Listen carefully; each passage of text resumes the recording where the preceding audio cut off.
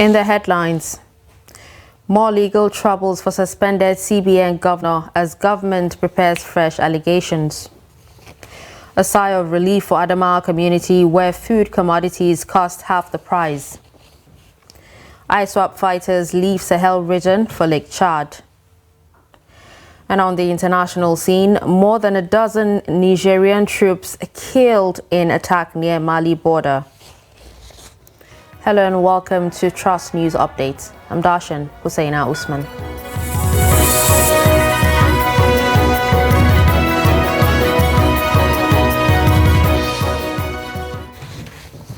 Now the news in detail. The suspended Central Bank of Nigeria Governor Godwin Emefiele will be arraigned on Thursday before Federal Capital Territory High Court Abuja for an alleged 6.9 billion naira procurement fund. The Emefiele will be arraigned alongside a female CBN employee, Saadatu Yaro, and her company, April 1616 Investment Limited, on 20 charges of procurement fraud, conspiracy, and conferring corrupt advantages on his associates.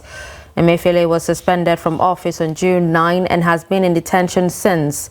He was accused of conferring corrupt advantages on Yaro, a director in April 1616 Investment Limited. The offence is contrary to Section 19 of the Corrupt Practices and Other Related Offences Act of 2000. In the charges signed by the Director of Public Prosecutions, Federal Ministry of Justice, Muhammad Abubakar, Emefiele and two others were alleged to have bought a fleet of over 98 exotic vehicles and armored buses valued at about 6.9 billion naira. The suspended governor was also accused of awarding a contract for the supply of another Toyota Land Cruiser V8 for 77.050 million naira to the third defendant in July 2018. The federal government had on Tuesday sought to drop illegal possession of firearms charges it preferred against the suspended CBN governor before Justice Nicholas Owebo of the Federal High Court, Lagos. As part of efforts to address a rising cost of living in Nigeria, residents of Njabore, a community in Gire local government area of Adamawa State, can now buy cereal at half the market price. The Philanthropic Act is aimed at cushioning the effects of subsidy removal on petrol and the rise in inflation in the country on families. Salis Lawan reports. The struggle by breadwinners to feed their families started getting worse in May this year, shortly after President Tinubu, in his inaugural address, declared that fuel subsidy was gone. A businessman, Shaibu Idris, who says he is feeling the hardship of the less privileged, decided to sell his foodstuff at a subsidized rate, believing it will go a long way toward reducing the difficulties faced by households.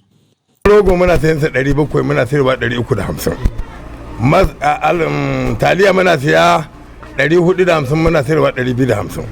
We are rolling out these palliative measures to seek Allah's favor only. We are buying this cassava at the rate of 700 and sell at 350 naira. Pasta at the rate of 450 and sell it for 250 naira. We are also buying rice at the market price of 1,500 and give it out at 900 per measures. Shinkafa muna siya 500 muna sayarwa 900.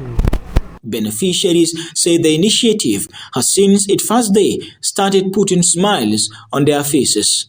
They call on governments and other well-to-do individuals to emulate the gesture.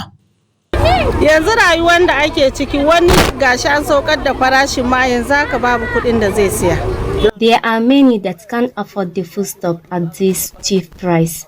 They are empty-handed. Our well-to-do and government personalities should help the poor, the way this man is supporting us. Mudu uku kam babu shi. Na auna masara, na kai injin jiya wanda aka auna da yamma mun kai injin mudu 10 yanzu da safen nan naje na samu an sata masaran. Yesterday I bought maize and took it from Merlin. It was stolen this morning. Government should not let the masses down. Ya kamata gwamnati ta dubi talakawa da idon rahama don abun da ake cikin nan. However, an eyewitness, Haruna Audu, alleged that while selling of the subsidized foodstuff was ongoing, some individuals were buying the cheap foodstuff to sell them at a higher price, not far from the venue. If you take this food to your house and feed your kids or your neighbor, eat it, or to your neighbor, God will reward you when you are helping people, but some are diverting what you are giving. You will feel discouraged. With these developments, the neighborhood is not just joyous, but hopeful that the action will inspire more businesses to follow suit. Salis Lawan, Trust TV News, Yola. According to a top security source who spoke to Daily Trust on Tuesday, ISWAP fighters are reportedly moving out of their bases in the Sahel and Niger Republic to the fringes of Lake Chad and Northwest. According to military sources, the terror group moving with sophisticated weapons are said to be fleeing the possible ECOWAS military intervention and border closure in Niger Republic. Sources say the fighters are resettling in Kukawa, Abadam, Gaidam and Guzamala areas of the Lake Chad region. Also, northwest states of Katsina, Kaduna, Zamfara and Sokoto have started experiencing an exodus of ISWAP fighters from Niger Republic. Two military sources say the situation started exacerbating after the coup leaders in Niger Republic allegedly pulled out of the multinational joint task force. 3 people have reportedly been killed while 3 others were injured when a hit-and-run truck rammed into a tricycle in Ojijo, Mosimi area of Ogun State. The accident, which occurred at about 10 p.m. on Tuesday, involved an unmarked truck and a tricycle with registration number LSD175QM. Reports say the injured victims were taken to Daso Chris Hospital, Baga, for treatment, while the family of the deceased evacuated the remains of the dead. The Ogun State Sector Commander, Federal Road Safety Corps, Anthony Uga, confirmed the accident through the Public Education Officer and Chief Route Commander, Florence Okbe. Uga said he was particularly pained over the recklessness of some motorists not considering other road users and advised them on the need to use common sense speed limit to prevent accidents. The Anambra State government has sealed off the Arrow of God Community Children's Home in Onitsha over allegations of illegal adoption and selling of children. The State Commissioner for Women and Social Welfare, Ifi Obinabo, led security operatives to seal off the structure on Wednesday after a report and documentary by Fisayo Shoyombo alleged that the State Ministry of Women and Social Affairs Welfare was involved in an illegal adoption of a baby girl alongside one of her registered homes in the state. About 20 children were recovered from the orphanage operator, including a newborn baby, while the founder and the employees had fled and are currently at large. The recovered children, who are between the ages of 1 to 17 years, include 10 boys, 9 girls, and a newborn baby. While denying any involvement of herself and the ministry in the illegal child adoption saga, Obinabo said the founder of the orphanage, Reverend D.C. Ogo, was invited to her office in Oka for explanation, but she did not honor the invitation. She warned other children's home operators involved in illegal adoption to desist forthwith or face consequences, stating that the state government is all out to clamp down on operators who don't follow the stipulated standardized operational practices and processes in the state. The Katsina State Police Command says its operatives have foiled bandits' attack in Korogo village in Jibia local government area of the state. A statement by the police public relations officer, ASP Abubakar Aliyu, revealed that the operatives recovered 60 rustled sheep, one AK-47 rifle with 110 rounds of 7.62mm live ammunition. It also added that the body of one of the bandits was recovered. The PPRO noted that investigation is ongoing. A commercial tricyclist has been arrested for allegedly beating his 8-year-old daughter into a coma in Ifite, Oka South local government area of Anambra State. The suspect, Chinedu Adim, from Lokba in Abia State, is a father of 2 kids who has been reportedly abandoned by his wife. He was said to have used hard objects to beat his daughter. He, however, denied the allegations during interrogation, describing the daughter's condition as spiritual. Reacting to the incident, the State Commissioner for Women and Social Welfare, Ifi Obinabo, said the report she got said the suspect beat the victim into a coma, describing his narration as a folk tale.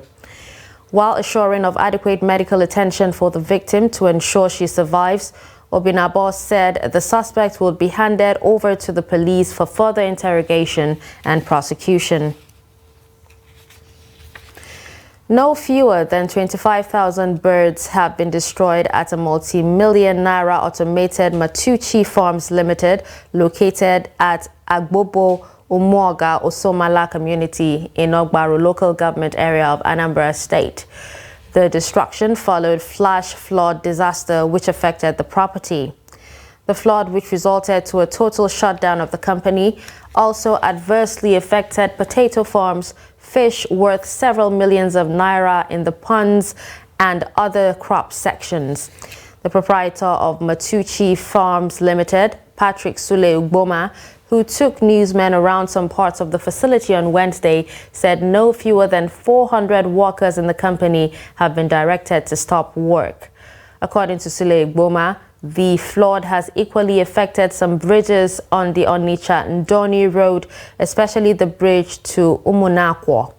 Communities in the Ogbaru area of Anambra living along the River Niger coastline often experience flooding.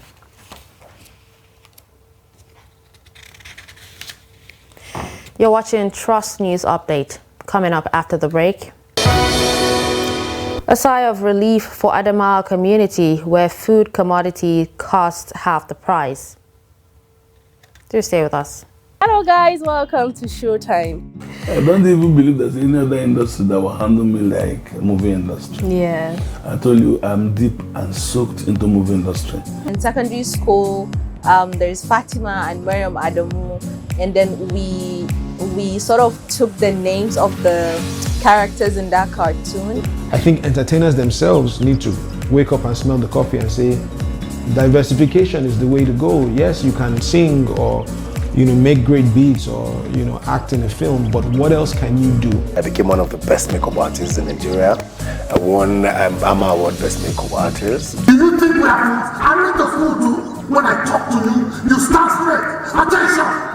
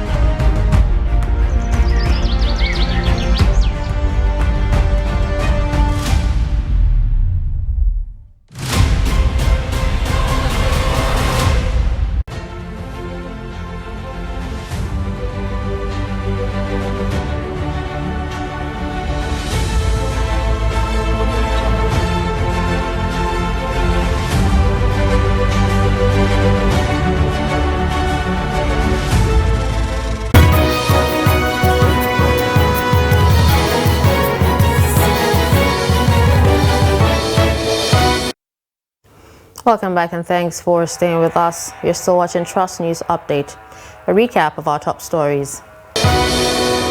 We told you that more legal troubles for suspended CBN governor as the government prepares fresh allegations. We also told you that a sigh of relief for Adamawa community where food commodities cost half the price. Now moving to health, the United States Agency for International Development has said that Nigeria recorded an increase in cases of malnutrition in the past 5 years. According to USAID, the prevalence of malnutrition in the country has surged from 7% to 12% during this period, positioning Nigeria as the second highest affected nation worldwide. Speaking at the Ready-to-Use Therapeutic Foods Trade Fair, held in Abuja, the director of USAID's Nigeria mission, Annie Patterson, revealed that only 2.8% of the over 2.5% or 2.5 million children who have suffered acute malnutrition in Nigeria received treatment using ready-to-use therapeutic food in the past 5 years. Patterson said the sobering statistics underscores the pressing need for enhanced efforts and to address the growing malnutrition crisis in the country.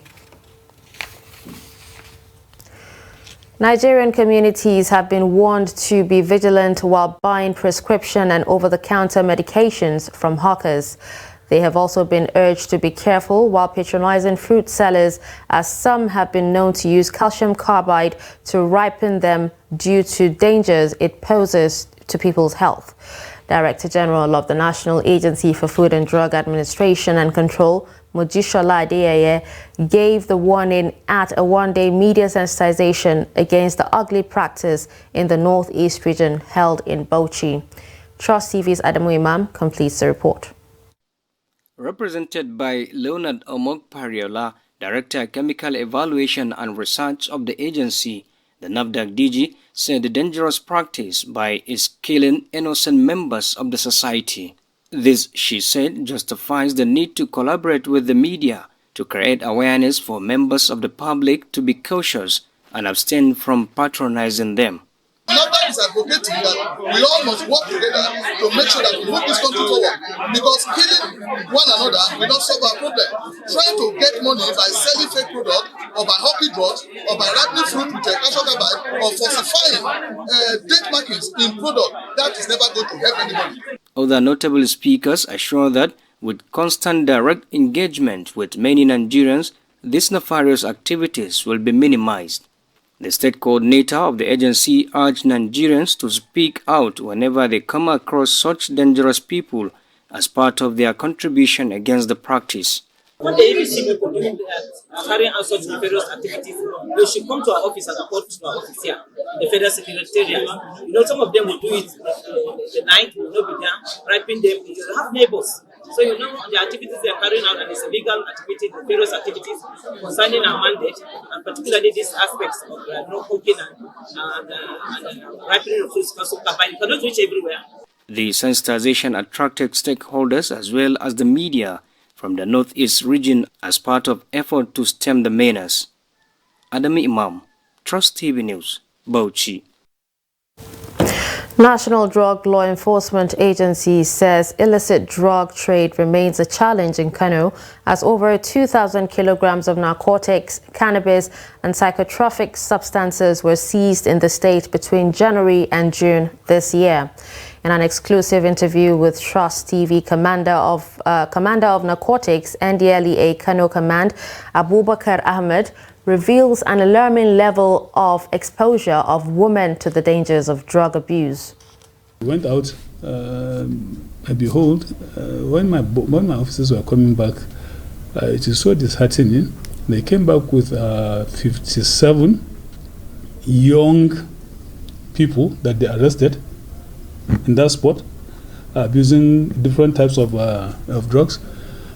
Out of the 57, 6 were male and 51 were all young girls that were arrested. So that's why I'm telling you that from the face value of it, definitely you know that it is so disturbing. You know why women, for example. Most of them are involved. Women, a small thing can push them into depression, especially issue of maybe a polygamous lifestyle in their homes and what have you, to be giving them maybe worries and sleepless nights and what have you. They do not sleep because of their emotions. The peddlers are watching, and these are the kind of opportunities that they want. They will come and tell you, you'll not be able to sleep. I have something that if I give you will make you sleep. That these are the areas where this WADA is still trying to reach out to the populace. One, to tell them that still all hope is not lost. Even if you have a drug-dependent person in your home, there are places where he can seek for help. Then the other one again is trying to educate people. Those that do not touch it, let them know the danger so that they won't even go near it. Then the third one again is the other people from the other divide, those that are insisting on bringing this to the community. Let the community know how to report them so that the law enforcement aspect of our work will work there and ensure that these kind of people are apprehended, investigated, and taken before the court so that they can be prosecuted and convicted. And then maybe we'll reduce that in our societies. Away from Nigeria, at least 17 Nigerian soldiers have been killed in an attack by suspected armed groups near the border with Mali.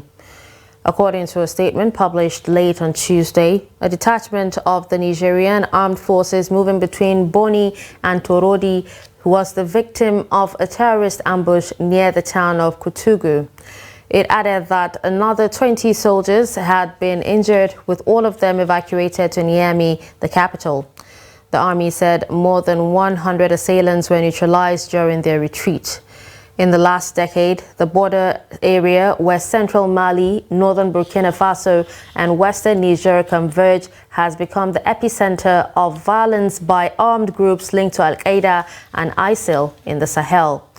Anger at the bloodshed has fueled military takeovers in all three countries since 2020, with Niger the latest to fall to a coup on July 26, when President Mohamed Bazoum was ousted. Southeast Niger is also the target of armed groups crossing from northeastern Nigeria, the cradle of a campaign initiated by Boko Haram in 2010. Now in sports, the Nigerian Football Federation on Wednesday said it has opened negotiations with Jose Peseiro over a new contract as national coach. NFF President Ibrahim Gusau, who disclosed this, said Peseiro had been on a one-year contract which ended in July.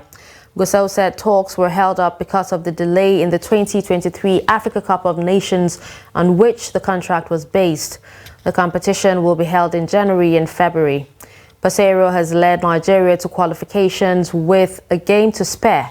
Sources say the NFF want Peseiro to accept a huge cut on his monthly $70,000 salary in a new contract that will run at least until the end of the competition in Ivory Coast. He said a decision on Waldrum would also have to be taken soon, as the team will begin their qualification campaign for the 2024 Paris Olympics next month. And finally, England reached the Women's World Cup finals for the first time as they spoiled co-host Australia's party on a historic evening in Sydney. Silencing a sellout crowd at Stadium Australia with their 3-1 victory, the Lionesses became the first English side since 1966 to reach the final on the world stage. It caps a sensational 2 years under manager Sarina Wiegman as England crowned European champions for the first time last year on home soil. Ella Toone gave England the lead in the first half with a superb first-time strike which sailed into the top corner.